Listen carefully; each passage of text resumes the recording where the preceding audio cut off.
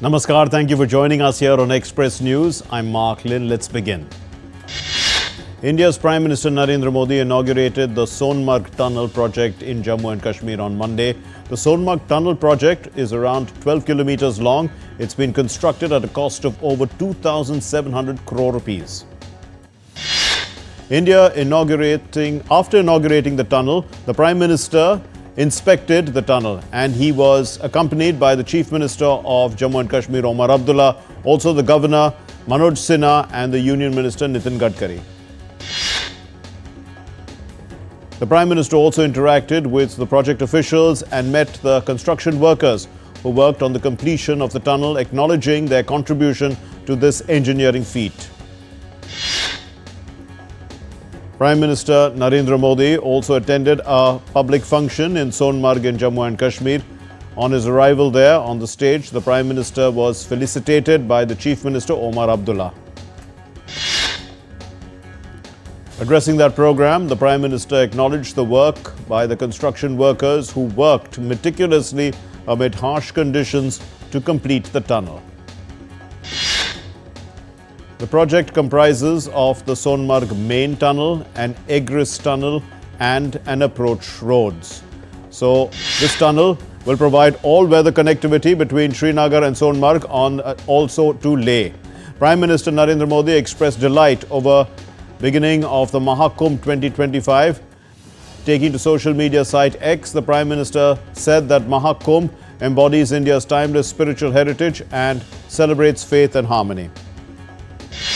The world's biggest religious congregation, the 45-day-long Mahakumbh, began on Monday in North India's Prayagraj with an estimated footfall of 450 million people. The auspicious occasion begins with the holy dip on Posh Purnima in the Sangam River.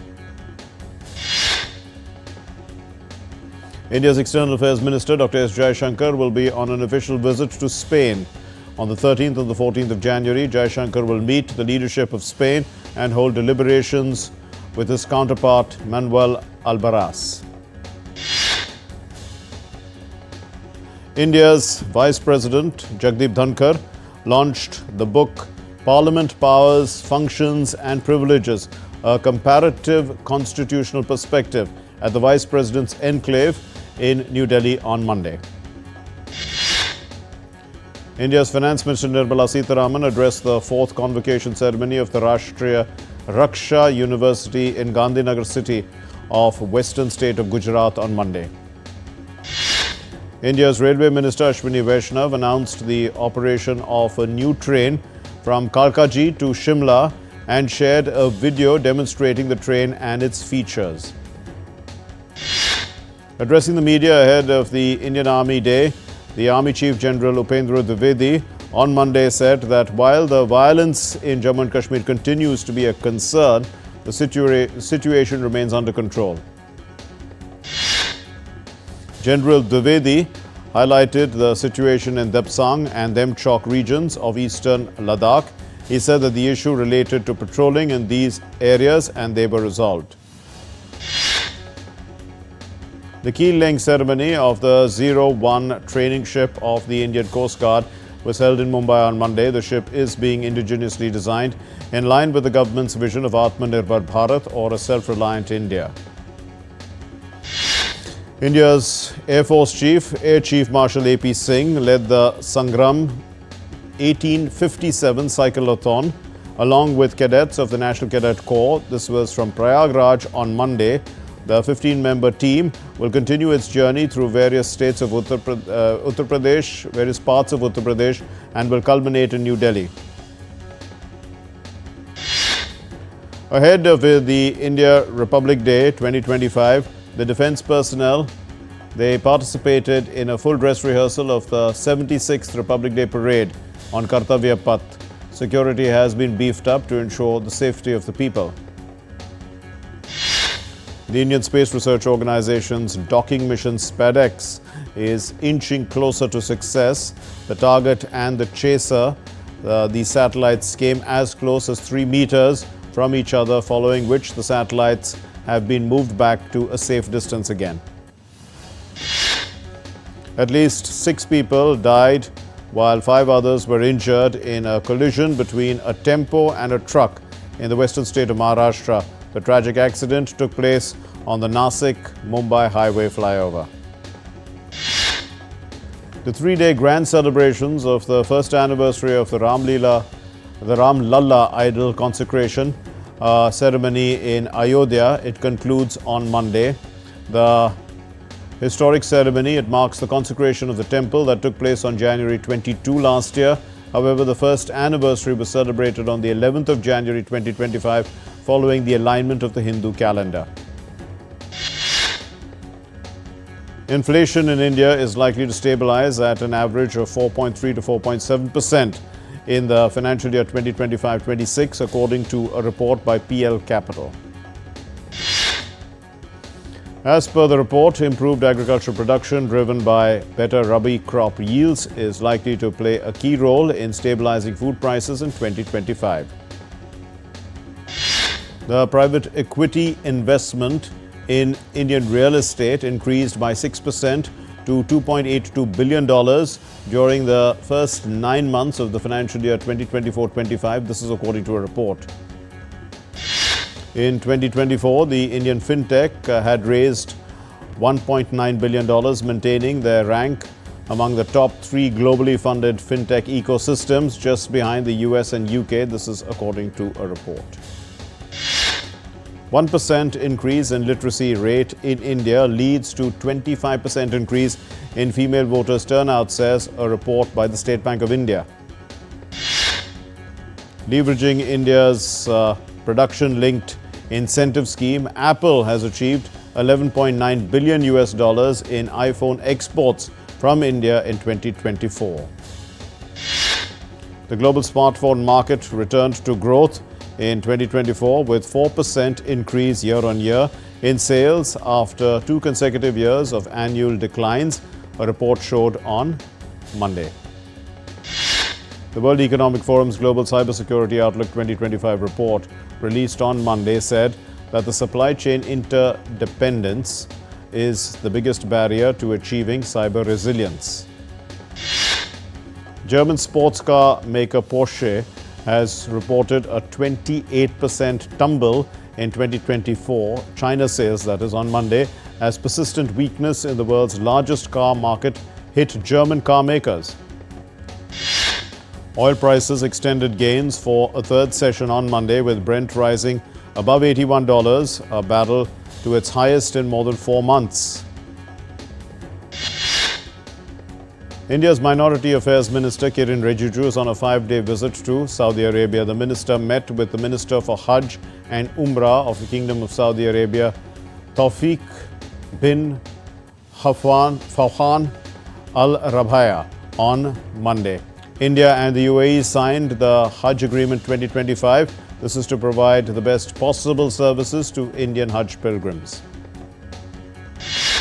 The Indian minister also met the Saudi Minister for Transport and Logistics Services, Saleh bin Nasir Al Jasser, in Riyadh on Sunday, and they discussed India-Saudi Arabia cooperation to provide better services for the movement of Hajj pilgrims. The US President Joe Biden held a telephonic conversation with the Israeli Prime Minister Benjamin Netanyahu on Sunday on efforts to reach a ceasefire and hostage release in the Israel-Hamas conflict. A top-level Israeli security delegation arrived in Qatar on Sunday for talks on a Gaza hostage and ceasefire deal, in a possible sign of so far elusive agreements nearing.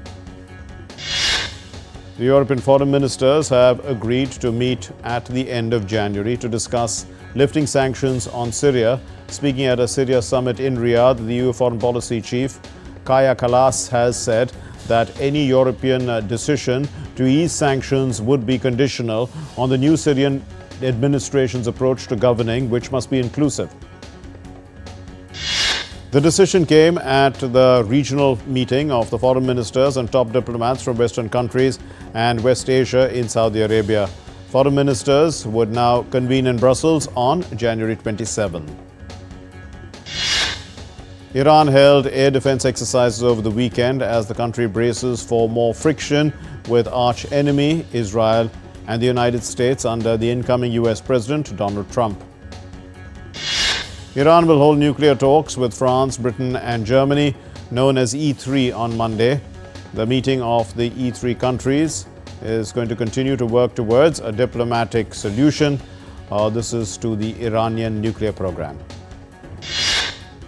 The Ukrainian President Zelensky has offered to exchange 2 captured North Korean soldiers for Ukrainians held in Russia. This marks the first time Ukraine has announced capturing North Korean soldiers who were reportedly deployed in Russia's Kursk region to support Moscow's forces. Ukraine's air defense downed 78 of the 110 Russian drones launched in an overnight strike on Monday. Meanwhile, Russia claims to have downed 9 Ukrainian drones that tried to attack part of the infrastructure of the Turk Stream gas pipeline. South Korea's acting president Choi Sang-mok on Monday called on presidential security and police to refrain from using violence while executing an arrest warrant for impeached President Yoon Suk-yeol. South Korea plans to improve the structures housing the antenna that guide landings at its airports this year following December's fatal crash of a Jeju airline plane. The government extended the shutdown of Muan International Airport to January 19. The foreign ministers of South Korea and Japan held talks in the South Korean capital Seoul on Monday. The leaders have agreed to continue improving bilateral relations. Japanese Prime Minister Ishiba, the Philippine President Marcos Jr. and the outgoing US President Biden met virtually on Monday.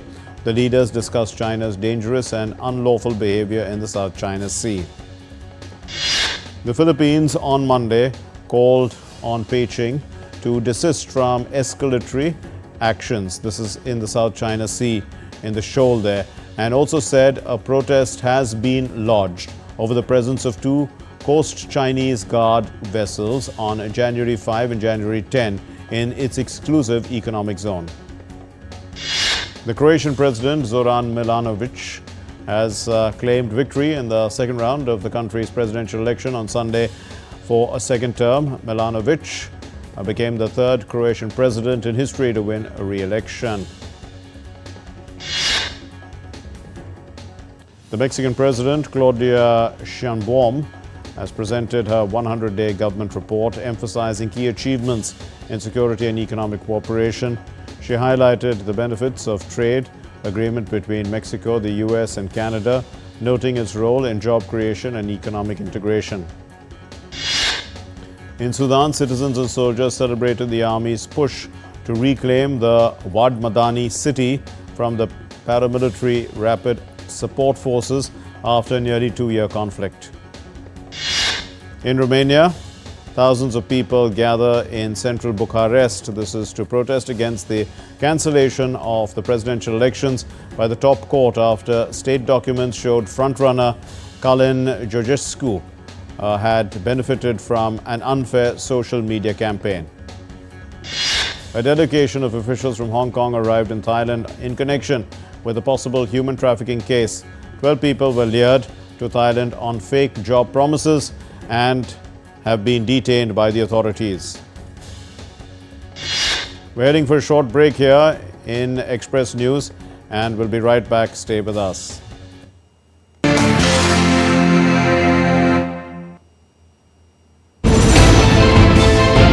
Geopolitics and trade deals. Economic challenges amid development. Hard work and the path to prosperity. It's the economy, always. Between walkers, money is what money does and says. Supply creates its own demand. Between the bulls pulls and bears tears. When supply chains globalization and India rises to the podium. We'll get you centered with the Economic Brief at 8 p.m. every Thursday on DD India.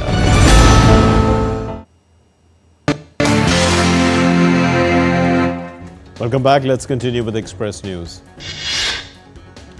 The death toll in Los Angeles' wildfire has risen to 24 on Monday as firefighters raced to contain the frontiers of two Los Angeles wildfires that burned for the 7th straight day. The LA fires have devastated a swathe of the city's neighborhoods, while actors, crew writers, and producers have lost their homes. Film and television productions have been temporarily halted. Los Angeles' Unified School District Superintendent on Sunday said that all schools and offices, with the exception of those in mandatory evacuation zones, will be open. Fire conditions in Southern California entered a critical period on Monday as the Santa Ana winds that fueled these fires last week are expected to return. Many still are missing and over 12,000 structures have been damaged. The French overseas territory of Mayotte has been hit by further heavy rains, leading to flooding and mudslides. This is 1 month after the cyclone Chido had devastated large parts of the islands and left dozens dead. At least 10 people have died due to landslides caused by torrential rains in southeast Brazil. Another landslide swept away everything in its path along a street on the side of a hill. This is in the city's Bethania neighborhood. 3 skiers were killed in an avalanche in the Leopoldine Alps. This is along the border of Italy and Switzerland. Authorities have confirmed that the victims died from severe trauma sustained during the avalanche's powerful descent. A thick blanket of fog enveloped India's capital on Monday, causing a dip in visibility. The Meteorological Department has issued an orange alert, adding that dense fog conditions will very likely continue. In India's Union Territory of Jammu and Kashmir, Srinagar's Dal Lake developed a thin layer of ice on its surface on Monday, with a steep decline of 3.1 degrees Celsius in temperature. Flight operations were affected due to poor visibility amid dense fog conditions at Chennai International Airport in India's southern state of Tamil Nadu. As the Mahakumbh Mela begins in India's holy city of Prayagraj, women devotees performed the sacred Ganga Aarti at the Triveni Sangam.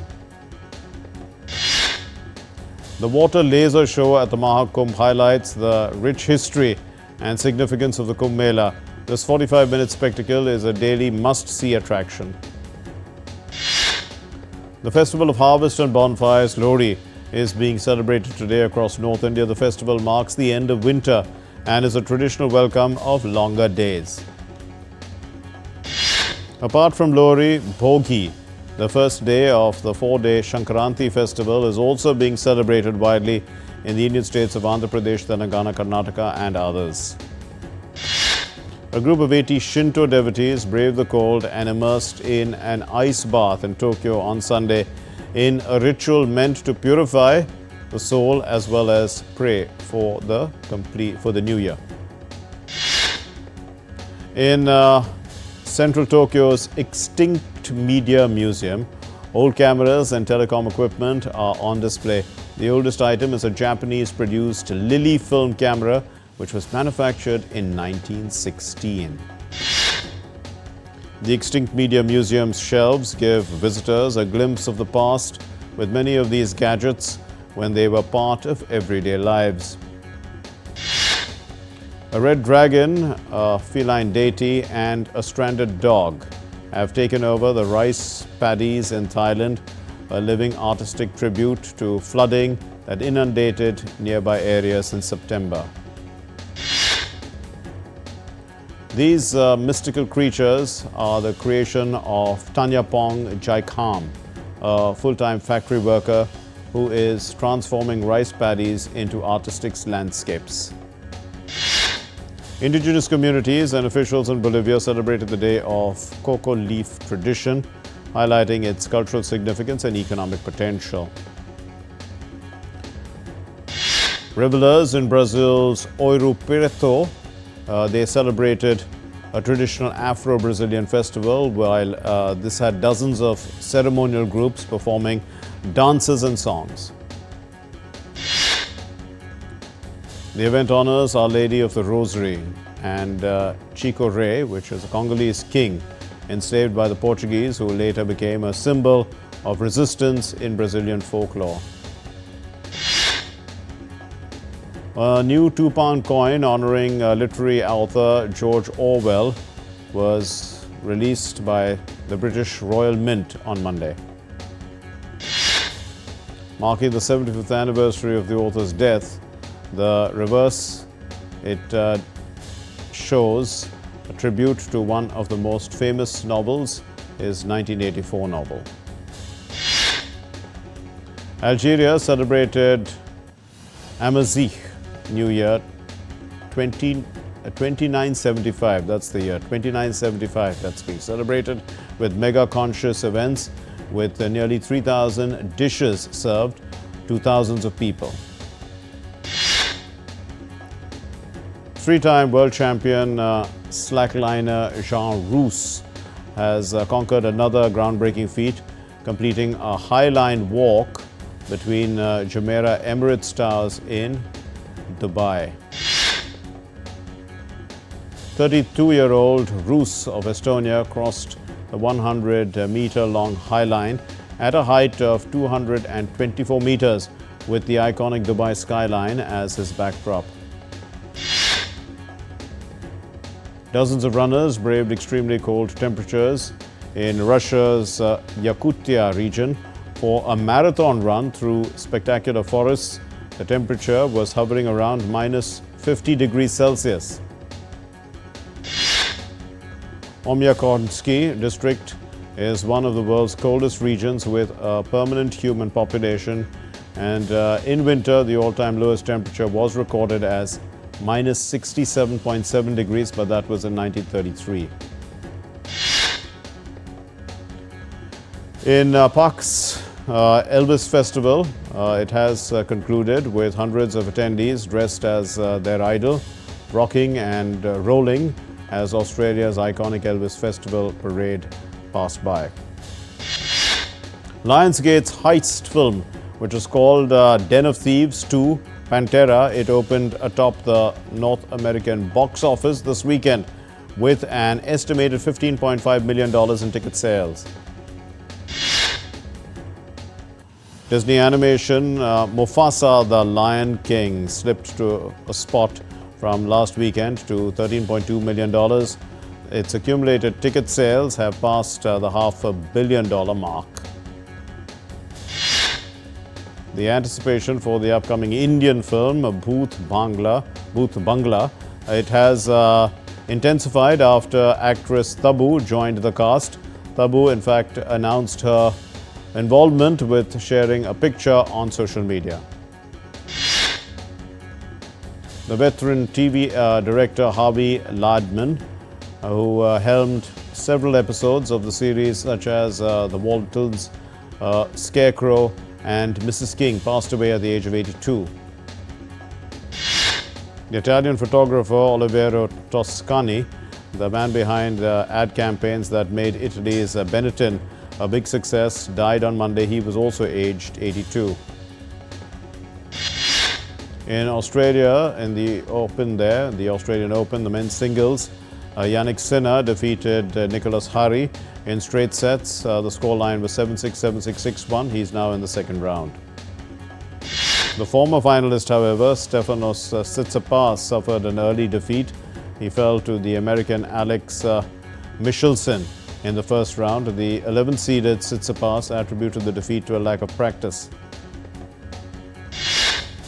The American 17th-seed Francis Tiafoe held off Arthur Rinderknecht in a thrilling five-setter, edging the Frenchman 7-6, 6-3, 4-6, 6-7,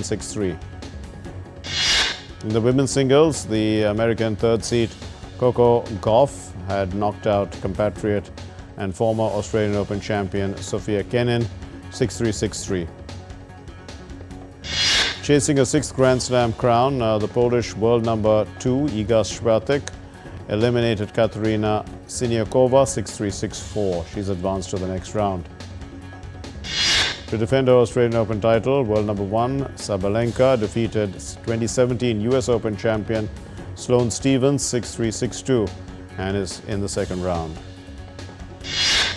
India's Sumit Nagal crashed out after losing to his world number 25 opponent Thomas Mackhack, and he lost 6-3, 6-1, 7-5 in the first round. The inaugural Kho-Kho World Cup 2025 is kicked off in New Delhi on Monday. India's men's team is going to begin the campaign against Nepal following the opening ceremony.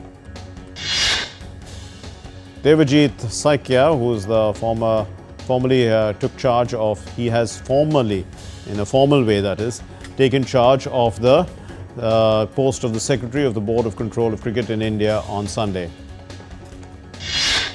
Jemima Rodriguez, as the maiden ODI 100, has guided India, the women's team, to a 116-run victory over Ireland in the ODI at Rajkot on Sunday. Themba Bavuma is going to lead South Africa in the Champions Trophy 2025. The Proteas aim to build on their strong recent form. Pat Cummins will be leading the Australians in the ICC Champions Trophy campaign in Pakistan. The injured paceman Hazelwood is also in the preliminary 15 men's squad. Punjab Kings have named Shreyas Iyer as their captain for the 2025 season of the Indian Premier League.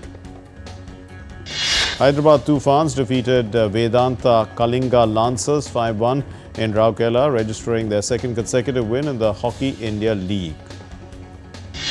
Barcelona hammered rivals Real Madrid 5-2 to win the Spanish Super Cup in Saudi Arabia on Sunday. That's all we have on this edition of the Express News. Thank you for watching. Namaskar.